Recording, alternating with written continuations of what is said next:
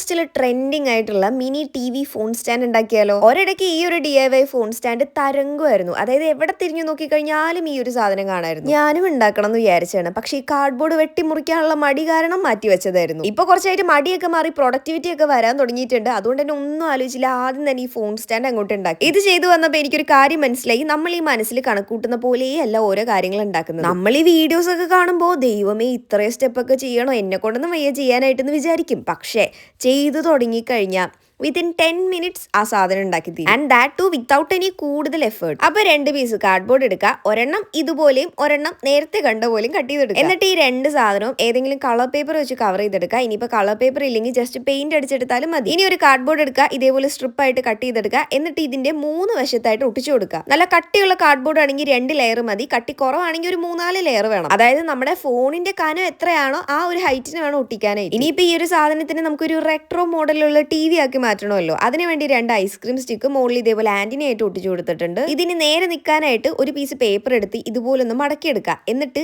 ഈ സാധനത്തിലോട്ട് ഒരു ice cream stick ഇതേപോലെ ഒട്ടിച്ചു കൊടുത്തു കഴിഞ്ഞാൽ നമ്മുടെ സ്റ്റാൻഡ് സെറ്റ് ആവും. ഇനി കണ്ണടച്ച് അച്ചാലും കുച്ചാലും അങ്ങോട്ട് ഡെക്കറേറ്റ് ചെയ്യാം. ഞാൻ 2 സ്റ്റിക്കർ ഒക്കെ ഒട്ടിച്ചു കൊടുത്തിട്ടുണ്ട്. നിങ്ങൾക്ക് വേണമെങ്കിൽ സ്റ്റിക്കർ ഒട്ടിക്കാം, കളർ ചെയ്ത് കൊടുക്കാം, എന്ത് വേണമെങ്കിലും ചെയ്യാം. ബൈ ദ ബൈ സെന്ററിൽ ആ ഒരു സ്പേസ് കട്ട് ചെയ്തെടുക്കുമ്പോൾ ഫോണിന്റെ കറക്റ്റ് മെഷർമെന്റ് നോക്കി കട്ട് ചെയ്യണം കേട്ടോ. എന്റെ ഇച്ചിരി വലുതായി പോയി. അപ്പൊ ഇഷ്ടപ്പെട്ടു കഴിഞ്ഞാൽ ലൈക്ക് മറക്കണ്ട.